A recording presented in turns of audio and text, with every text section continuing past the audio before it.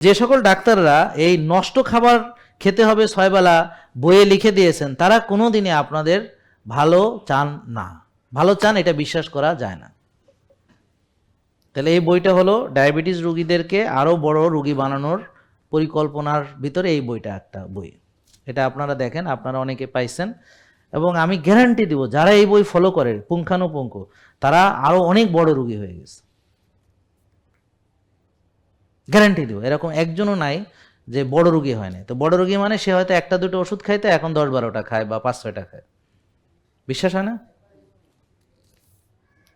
কিন্তু দুঃখজনক ব্যাপার হলো বা সুখের ব্যাপার হলো, অনেকেই এই বইটা সঠিকভাবে ফলো করতে পারে না, কারণ 6 বেলা খাওয়ার তার টাইম নেই। যদি সত্যি সত্যি এই বইটা পুঙ্খানুপুঙ্খ 6 বেলা খাইতো, হ্যাঁ আরো অনেক বড় রোগী হইতো। সে হয়তো 4 বেলা খাইছে, এই জন্য এখন অত বড় রোগী হয় নাই। বুঝতে পারছেন? যদি 6 বেলাই খাইতে পারতো তাহলে অনেক বড় রোগী হতো। তো এই বইটা পাইছেন কে কে? ডায়াবেটিস আছে কার কার? একটু সবাই হাত তুলেন যাদের ডায়াবেটিস আছে। তাহলে আপনি এই বইটা হয় এই বইটাই ফলো করেছেন বা এই ধরনের একটা চার্ট ফলো করেছেন। সত্য না মিথ্যা? সত্য। তা এখন আপনি সুস্থ হয়ে গেছেন না?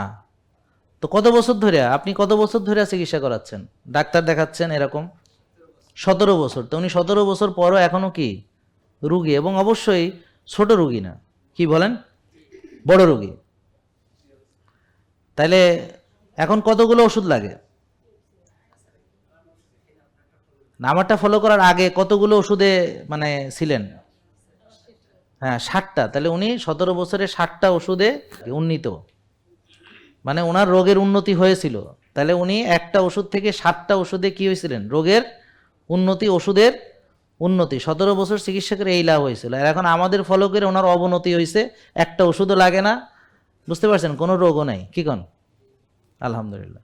জেকে লাইফস্টাইল লিমিটেড, ওষুধ মুক্ত সুস্থ জীবন।